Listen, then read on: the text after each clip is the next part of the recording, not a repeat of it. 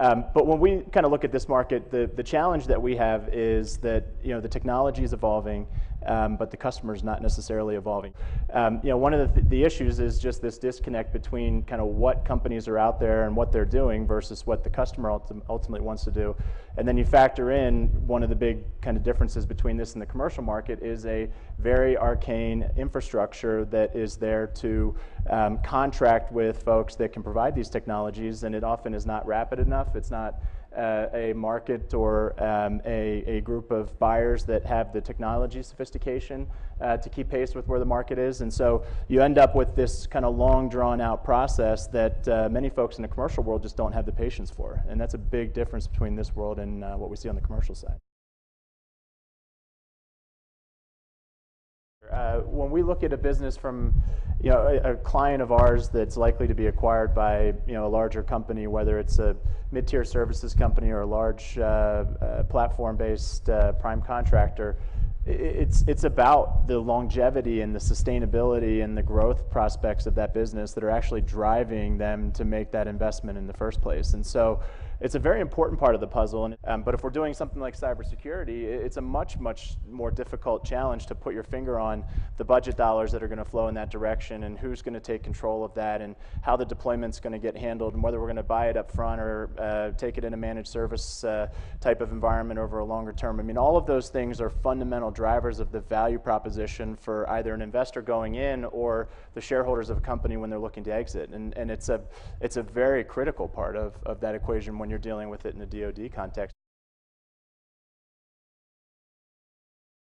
The cash cow for almost every company is the program that's been around, and the innovation and the investment requirement has subsided because they've got a platform that everybody likes and it works and it goes, and you're really just managing obsolescence at that point in time. The cost of that is significantly different than being on the front end of an F-22 or a JSF, and so the margin difference is dramatic. So if I'm a larger organization on one of these larger platforms, I actually don't mind that these things are going to go off and continue down the path, and it creates a whole other market of folks that are out there supporting and servicing those things based on qualifications and credentials that have been in place for a long time. So it actually makes a more efficient system. It's not necessarily the best from a customer standpoint or the best from a taxpayer standpoint, but when you look at the profitability of a lot of that stuff, it's not hard to believe that that actually goes on.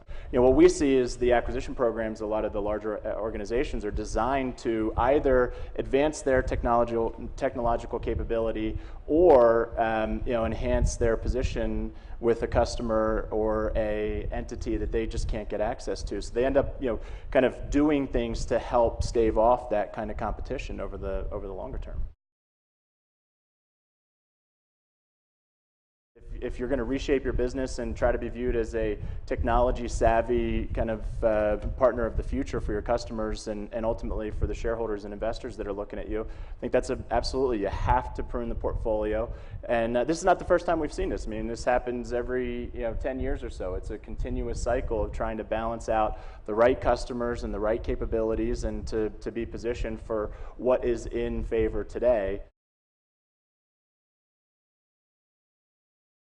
Yes, the defense industry still has the right perspective, has the best interests of our national security. I mean, there's no doubt about that. I mean, I sit in conference rooms with folks at all of these companies on a regular basis, and you're continually impressed by their desire and focus on doing the right things, on putting the warfighter in a position to be successful and putting the citizen in a position to be safe.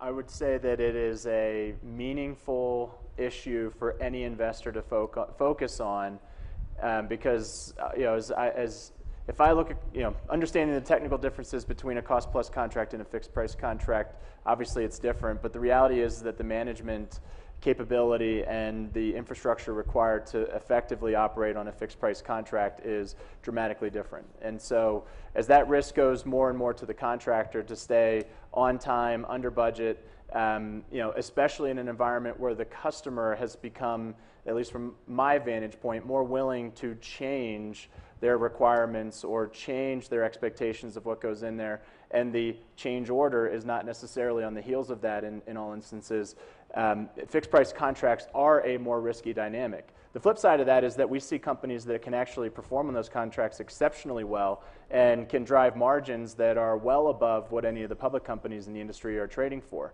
And you know, the kind of cat and mouse game ends up being, well, you know, big company looks to buy a company, you know, small company X with higher margins, and says, well, we can't sustain that inside of our organization. So, you know, it's a complex issue, but it certainly is a higher risk profile relative to a, you know, kind of cost plus type of environment that a lot, you know, has been the way of the past.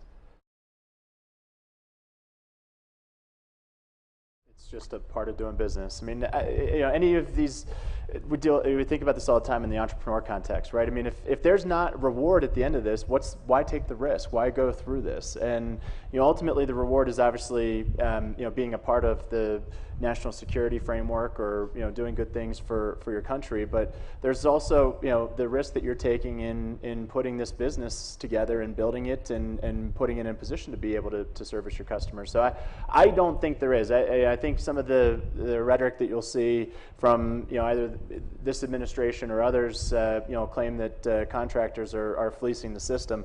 I think it's like any other business where there's, you know, 99.9% of them are good actors, and there's folks out there that are going to take advantage of the system. But that's just the cost of doing business, in my mind, in any industry.